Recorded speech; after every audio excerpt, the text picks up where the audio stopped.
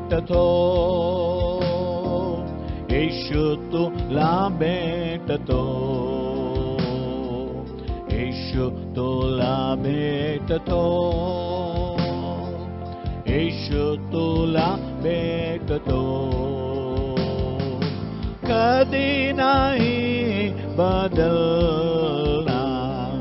येशू तुला भेटतो, कधी नाही बदलणार, येशू तुला भेटतो. आपल्या लोकांस भेटून भोजन देणार, आपल्या लोकांस भेटून भोजन देणार.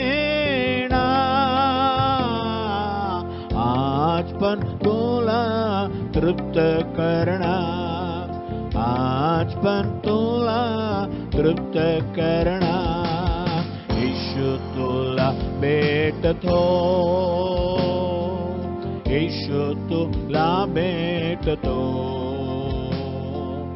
आपल्या लोकांस भेटून रोग सर्व मिटवणार, आपल्या लोकांस भेटून रोग सर्व मिटवणार. आज पण तुला बरं करणार, आज पण तुला बरं करणार, येशू तुला भेटतो, येशू तुला भेटतो, येशू तुला भेटतो, येशू तुला भेटतो. आपल्या लोकांस भेटून अद्भुत करणार,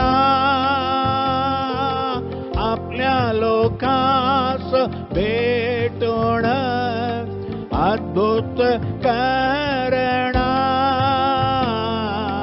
आज पण तुझ्यात क्रिया करणार, आज पण तुझ्यात क्रिया करणार, येशू तुला भेटतो,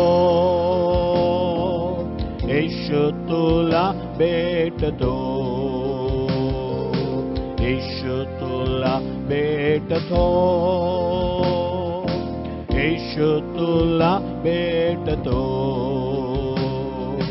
कधी नाही बदलणार, येशू तुला भेटतो,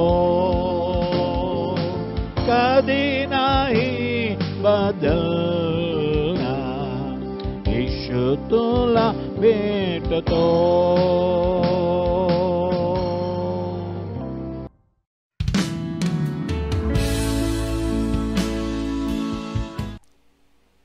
हालेलुया. चला एक गीत गाऊया. एक जुनं गीत आहे. घ्यावं तुम्ही टाळी, घ्यावं तुम्ही टाळी, टाळ्या वाजा हे प्रभूला. हां, नदी टाळ्या वाजवतात, पहाडामध्ये वारा बघा बट बप बप बप टाळ्या वाजवतात प्रभूला. ते सर्व देवाची सृष्टी आहे. आपल्याला पण देवाने सृष्टी केली ना. चला टाळ्यावर गीत गाऊया. घ्या हो तुम्ही टाळी, घ्या हो टाळी, घ्या ना टाळी, घ्या ना टाळी, घ्या हो तुम्ही टाळी, घ्या हो टाळी, घ्या ना टाळी, घ्या ना टाळी. टाळी कोणाची? देव बापाची. टाळी कोणाची? देव बापाची. करील तो होळी सर्व पापाची, करील तो होळी सर्व पापाची. घ्या हो तुम्ही टाळी, घ्या हो टाळी, घ्या ना टाळी, घ्या ना टाळी, घ्या हो तुम्ही टाळी, घ्या हो टाळी, घ्या ना टाळी, घ्या ना टाळी. टाळी कोणाची? पवित्र आत्म्याची. टाळी कोणाची? पवित्र आत्म्याची करील तो होळी सर्व पापाची, करील तो होळी सर्व पापाची. घ्या हो तुम्ही टाळी, घ्या हो टाळी, घ्या ना टाळी, घ्या ना टाळी, घ्या हो तुम्ही टाळी, घ्या हो टाळी, घ्या ना टाळी, घ्या ना टाळी. हाताने टाळे मुखाने नाम जय जय बोला येशू नाम, हाताने टाळे मुखाने नाम जय जय बोला येशू नाम, हाताने टाळे मुखाने नाम जय जय बोला येशू नाम, हाताने टाळे मुखाने नाम जय जय बोला येशू नाम. जय जय बोला तुम्ही, जय जय बोला, जय जय बोला तुम्ही, जय जय बोला. बोला ख्रिस्त महाराज की जय. आमेन. God bless you. आमेन. हालेलुया. आमच्या प्रिय बंधू बहिणींना येशूच्या नावाने आमचा नमस्कार, आमचे अभिनंदन. आणि आजच्या येशू तुला भेटतो हा कार्यक्रमासाठी तुम्हाला सर्वांना मी स्वागत करीत आहेत. देव जो आमचा देव आहे तो आम्हाला आशीर्वाद करणार.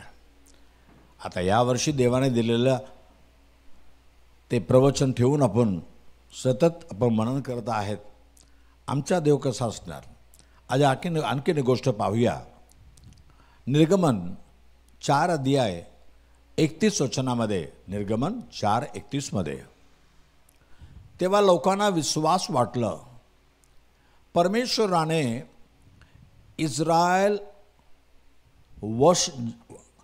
वंशजाची भेट घेऊन त्यांची विपत्ती पाहिली, हे त्याने ऐकली. तेव्हा त्याने आपले नमन करून त्याची आराधना केली. हे इस्रायल लोक देवावर कसं का विश्वास ठेवतात? त्यांनी पाहिली, त्याने ऐकली की परमेश्वर आम्हाला भेट घेऊन आमची विपत्ती पाहिली, तर देवाच्या समोर नमन करून त्याची आराधना करायला लागले. आमचा देव आम्हाला भेटणारा परमेश्वर आहे. ही निर्गमन 2 अध्याय 23 वचनामध्ये, निर्गमन 2:23 मध्ये, बराच काळ लौटल्यावर मिस्राचा राजा मृत्यू पावला. इकडे इस्रायल वंश बिकट दास्यामुळे उसासे टाकून आक्रोश करीत आणि त्या दास्यामुळे त्याने केलेली आरोळी वर देवापर्यंत जाऊन पोचली. पुढचं वचन, त्यांची आरोळी देवाने ऐकली. देवाने त्यांच्या अंकात ऐकला. तेव्हा अब्राहम, इसहाक व याकूब यांच्याशी केलेल्या कराराचे त्याला स्मरण झाले. आता इस्रायल लोक ज्या मिस्र देशामध्ये राहत होते, इथे येण्याचं कारण काय? एकदा संपूर्ण जगामध्ये दुष्काळ पडला, तेव्हा मिस्र देशामध्ये अन्न आहे हे समजून याकोबने आपला मुलाने तर पाठवलं. याकोबाच्या 10 मुले आले, पण देवाने त्याच्या पुढे युसुफला पाठवून दिले तिकडे. बरं, युसुफ येताना तो दास म्हणून आला. त्याच्या भावंडाने त्याला विकून टाकली दासाप्रमाणे, आणि तो दास होऊन इकडे आला. पण देवाने त्याला एवढं मोठं पदवी दिला. देशाचा प्रधानमंत्री तोच आहे. तो सर्वांना धान्य वाढत आहे. त्याच्या भावना देऊन पाठवलं. नंतर म्हणला, तुझ्या धाकट्या भावाला एक आहे, त्याला पण घेऊन ये. आणि त्याला घेऊन येताना युसुफाने स्वतःला प्रकट केला, मी आणखीन कोण नाही भाऊ, तुमचा भाव आहे. तुम्ही मला विकून टाकले ना, तेच आहे. परंतु तुम्ही काळजी करू नका, देवाने स्वतःहून पाठवले, म्हणजे या दुष्काळामध्ये तुमच्या मदत मी करू. त्यांच्या वडील पण आले. ते सुखाने राहू लागले, कारण प्रधानमंत्रीच्या मुलं आहे ना, तर किती आनंदाने राहतला असेल. देशामध्ये त्यांना एक वेगळं देश पण त्यांना दिला. गोसेन नावाच्या जागा त्यांना देऊन त्यांना राहायला लावला. त्यांना सर्व काय भेटला राजाच्या महलातून. पण युसुफ वारला, त्यानंतर ते देशाचा राजा पण वारला. आता नवीन राजा जे आला तो युसुफाला ओळखत नव्हता, तो नवीन आहे ना. तर राजाने पाहिलं, अरे हे आमच्या मिस्र देशामध्ये हे वेगळेच लोक कसं राहतात, ते इस्रायल लोक आहे. आता एवढं वाढत गेले तर उद्या आमच्या देशामध्ये युद्ध येताना हे शत्रूबरोबर मिळणार आणि आम्हाला मारून टाकणार. आता यांना आमच्या पायाखाली ठेवायसाठी आम्ही काहीतरी उपाय करावा. तर त्यांना म्हटलं, तुम्ही सर असं बसलं ना, काम तर करा काय. तर पहिलं कामाला लावला. कशाचं काम? हो तुम्ही चांगला आहे लोक, शहर बांधा. नंतर त्यांच्यावर दादागिरी केली, त्यांना मारू लागले. हे तुम्ही गप बसा, तुम्ही या देशाच्या नाही आहे. त्यांना खूप सतवले, खूप मारले. एवढं की त्यांना त्यांच्या जीवाहून त्यांना संताप झाला. म्हटलं आता मरण्या चांगला आहे. नंतर त्यांनी देवाच्याकडे ओरडली, प्रार्थना केली. देवबापा आमच्यावर दया करा, आम्हाला सहवत नाही. आम्ही देशामध्ये राहायला आलो, आता आम्हाला दास बनवून टाकला, गुलाम बनवून टाकला. आम्हाला इतकं मारतात, सतावतात, संपूर्ण काम आम्हाला देतात. ते मस्त आरामशीर बसतात. घरचं काम काय बाहेरचं काम सगळं आम्ही करायचं. तर देवाने अब्राहमाला सांगितलं होतं की बघ अब्राहम, ज्या देशामध्ये तो राहणार आहे ना, हे संपूर्ण देश तुझ्या वंशाला मी देणार. पण त्याच्या अगोदर 400 वर्ष तुझे संतान सर्व एक देशामध्ये दास म्हणून राहतील. नंतर त्यांना मी सोडून आणेल. हे देवाची वचन होता. आता लोकांनी जेव्हा प्रार्थना केली तेव्हा परमेश्वराने आपले करार ते अब्राहम, इसा, याकोबरोबर केलं होता. जे प्रवचन दिलं होतं त्याला देवाने स्मरण केले. नंतर देवाने मूसाला पाठवलं, जा माझ्या लोकांना सोडून घेऊन ये. जे गाना देश त्यांचे आहे त्यामध्ये आणखीन लोक राहत आहेत, पण तू ये आणि त्यांना ते देश त्यांना दे. जेव्हा मूसा येऊन लोकांना सांगितलं की देवाने मला दर्शन दिली आणि देवाने सांगितले की तुम्हाला या बंधनातून देवापा सोडवणार आहे, या देशातून बाहेर काढणार आहे, या दुःखाच्या देशातून बाहेर काढून तुमच्यासाठी मध आणि दूध वागणारा असा चांगला देश देवाने ठेवलेला आहे, गानान देश. तिकडे तुम्हाला नेणार आहे. 40 दिवसाच्या फक्त त्यांची यात्रा होती. पण लोकांनी देवाच्या वाणी ऐकलं नाही म्हणून ते 40 दिवसाच्या त्यांची यात्रा 40 वर्षाचं निघून गेले. ठीक आहे, राहू दे. पण जेव्हा मूसाने सांगितलं देवाने लोकांची भेट घेतलेली आहे, देव तुमची आठवण केलेलं आहे, किती आनंद बघा. देव, आज या कार्यक्रमाचं नाव आहे येशू तुला भेटतो. देव आम्हाला भेटताना त्याचं सर्व वादात आठवण करणार. तुमच्याबद्दल देवाने जे वचन दिलेलं आहे, प्रवचन दिलेलं आहे, प्रतिज्ञा दिलेलं आहे, त्याची आठवण करतो. आणि देव निर्णय घेतो, यापुढे दासत्वामध्ये राहायचा नाही, या संकटामध्ये राहायचा नाही. तुमच्यासाठी मी जे राखीव करून ठेवलेलं आहे त्या देशामध्ये तुम्हाला न्यायचं आहे. तर लोकांना आनंद वाटला, देवाने आमची भेट घेतली बाबा, आणि आता आम्हाला सुटकारा भेटणार आहे. या बंधनातून सुटकारा, या दासत्वापासून सुटकारा, आणि आम्हाला एक उत्तम देश मिळणार आहे. प्रियजनो, येशू ख्रिस्ताने सांगितलं आम्हाला, येशू या जगामध्ये आला, मानव म्हणून आला, आमच्यासारखा या शरीर आणि रक्त घेऊन आला. तो देव आहे, तो आत्मा आहे.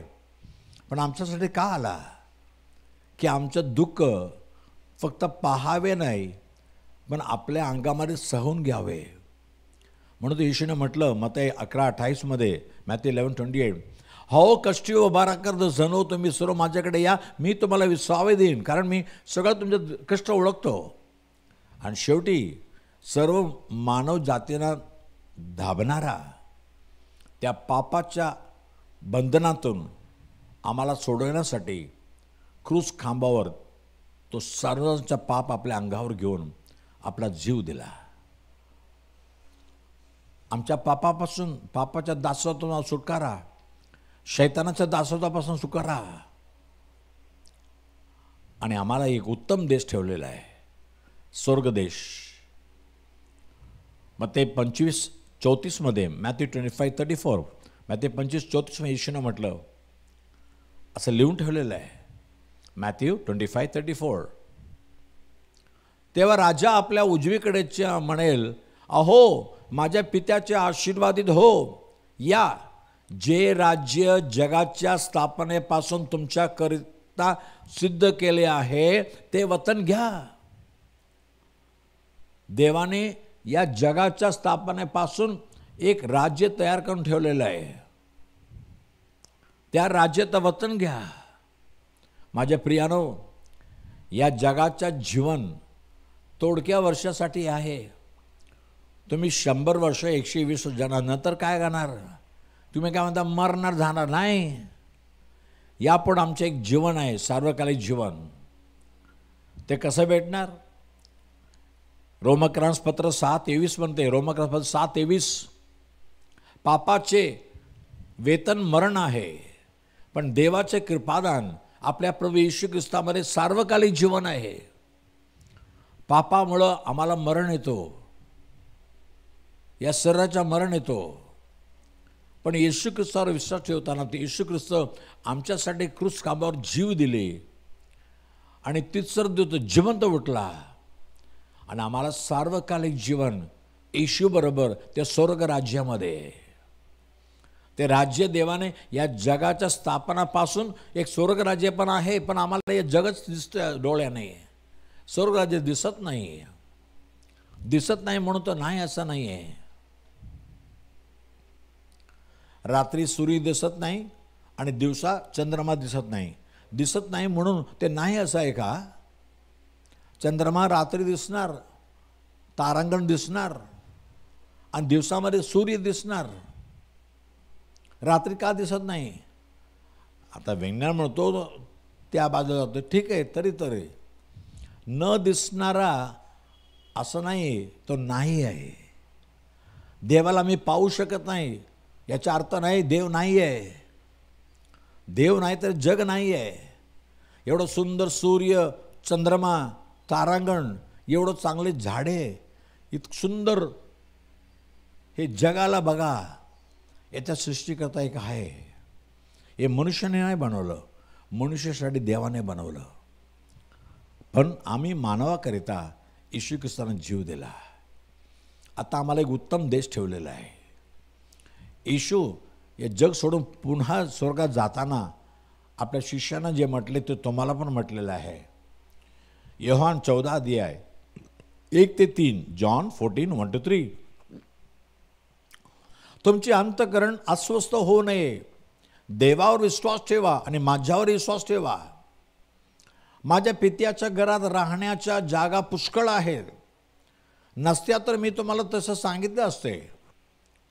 मी तुमच्यासाठी जागा तयार करायला जातो आणि मी जाऊन तुमच्यासाठी जागा तयार केली म्हणजे पुन्हा येऊन तुम्हाला आपल्याजवळ घेईन, यासाठी की जिथे मी आहे तेथे तुम्हीही असावे. पहा, येशू प्रभू ज्या स्वर्गामध्ये राहत आहे, येशू म्हणतो ज्या ठिकाणी मी आहे तुम्हाला पण राहायला पाहिजे. तुमच्यासाठी मी जागा राखीव करून ठेवलेला आहे, तयार करून ठेवलेला आहे. किती आनंदाची गोष्ट. असं जगामध्ये कुठल्याही पुस्तकामध्ये कुठलाही गुरुद्वारे तुम्ही ऐकले का? नाही ना. पण येशू प्रभू ज्याने या जगाचं निर्माण केलं, स्वर्गाचं निर्माण केलेलं आहे. विश्वास जरा, देव तुम्हाला यासाठी भेटतो. या सकाळी तुम्हाला भेटायला प्रभू आलेला आहे, प्रभू येशू आलेला आहे. का भेटायला आला? तुमच्यासाठी खात्री द्यायसाठी. तुमच्यासाठी राज्य आहे. तुम्ही डोळ्याने पाहिलं नाही, मी पण पाहिलं नाही, पण देवाचं वचन, येशूने म्हटलेलं वचन, जेव्हा मूसाने सांगितलं देव तुम्हाला नेणार आहे एक उत्तम देशामध्ये, ते नाही विश्वास केलं.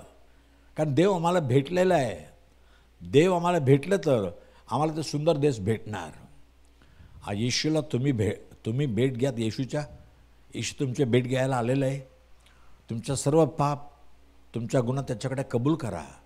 तो एकच तुम्हाला पापाची क्षमा देऊ शकतो आणि पापाच्या बंधनातून, शैतानाच्या बंधनात सोडू शकतो आणि स्वर्गाच्या निश्चय तुम्हाला देऊ शकतो. तुमच्या जीवनामध्ये येशू प्रभू देणारा शांती, समाधान हे सर्व येणार. चला प्रार्थना करूया. आमचे प्रिय देव बापा, तुझा आभार मानितो प्रभू. देव आपल्या लोकांना भेट दिला आहे. देवाने आमचं कष्ट पाहिले आहे. हे ऐकून संपूर्ण इस्रायल वंश म्हणायला लागले, आमचा देव आमच्या भेट घेतलेला आहे. तुझं आज वचन ऐकलेलं आहे.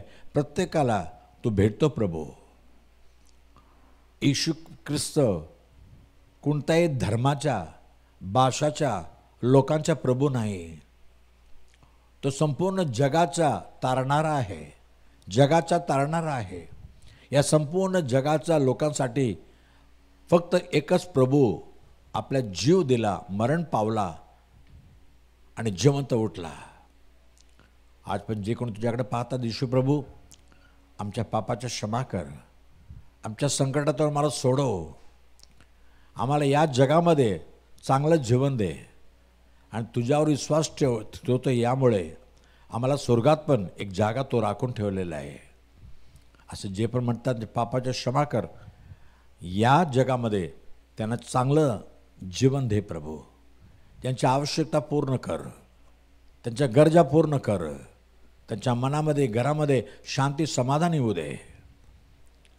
मुलांना चांगलं ज्ञान आणि घरामध्ये चांगलं कामधंदा सगळं होऊ दे प्रभू. सगळ्या गोष्टीमध्ये तो आशीर्वाद करणार आहे. कारण यापेक्षा सुंदर जग, स्वर्ग राज्य आहे, ते आमच्यासाठी ठेवलं तर या जगामध्ये आम्हाला चांगलं जीवन देणार नाही का? प्रत्येकानं दे प्रभू. आणि प्रत्येकाच्या मनामध्ये खात्री दे, येशू स्वर्गाचा परमेश्वर आहे, या जगाचा परमेश्वर आहे. जगाच्या काली त्याचा पण तोच परमेश्वर आहे. सगळे येशूचं नाव घेतील, येशूच्या नावासमोर गुडघे टेकतील. आज प्रत्येकाच्या मनामध्ये विश्वास दे, धीर दे प्रभू. देव भेटणारा परमेश्वर येशू प्रभू तुम्हाला भेटलेला आहे. सर्व काय तुम्हाला भेटणार. तुमचा विश्वास स्थिर राहू दे प्रभू. प्रत्येकांना आशीर्वाद कर येशूच्या नावाने मागितो म्हणून ऐक प्रभू राजा. आमेन, आमेन. God bless you. पुढच्या रविवारी दुपारी 3 वाजता आपण पुन्हा भेटूया. Okay, God bless you. आमचा पत्ता Bethel Pentecostal church, Bethel church road, Kamaraj हायस्कूलचा मागे, 90 फीट रोड, धारावी, मुंबई 17. आमचा फोन नंबर 8856653531 किंवा 9833333722 किंवा 9323424695.